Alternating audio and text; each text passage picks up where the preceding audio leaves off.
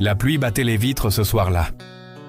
Dans une petite maison de campagne, Claire, une jeune femme de 26 ans, serrait son fils Thomas contre elle.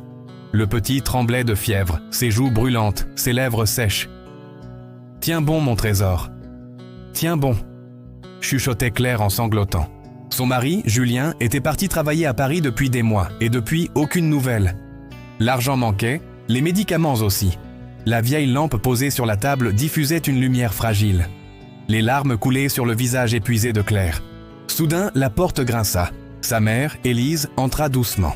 Ses cheveux blancs encadraient un visage marqué par la vie. Mais ses yeux gardaient une force paisible. « Ma fille, pourquoi désespères-tu ainsi ?» dit-elle en posant une main rassurante sur son épaule. « Maman, je n'ai plus rien, ni argent, ni espoir. Même Dieu semble nous avoir abandonnés. » Élise soupira, s'assit à côté d'elle et prit Thomas dans ses bras fragiles. « Claire, écoute-moi. Dieu n'abandonne jamais ses enfants. Même dans la nuit la plus noire, il prépare déjà l'aube. Même quand tu ne vois rien, il agit. » Claire secoua la tête. « Mais pourquoi alors nous laisse-t-il souffrir? Pourquoi mon fils ?» Élise serra plus fort sa main.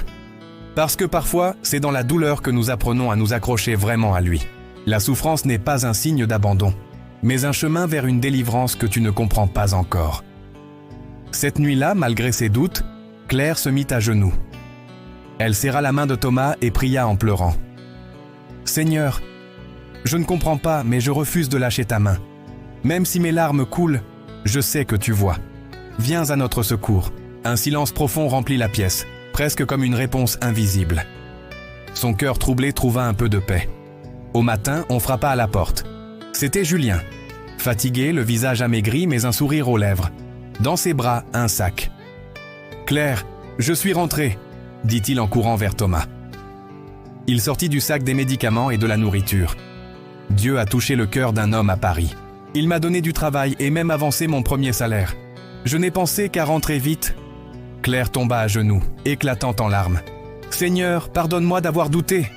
cria-t-elle en serrant Julien et Thomas contre elle. Élise, debout à côté d'eux, les regardait avec des yeux remplis de larmes de joie. « Tu vois, ma fille, Dieu n'abandonne jamais. Il agit toujours, parfois au dernier moment, mais toujours à temps. La vie nous brise parfois, mais la foi en Dieu nous relève. Peu importe l'obscurité, il y a toujours une lumière qui vient de lui. Peu importe ce que tu traverses, accroche-toi à Dieu. Il n'abandonne jamais ses enfants.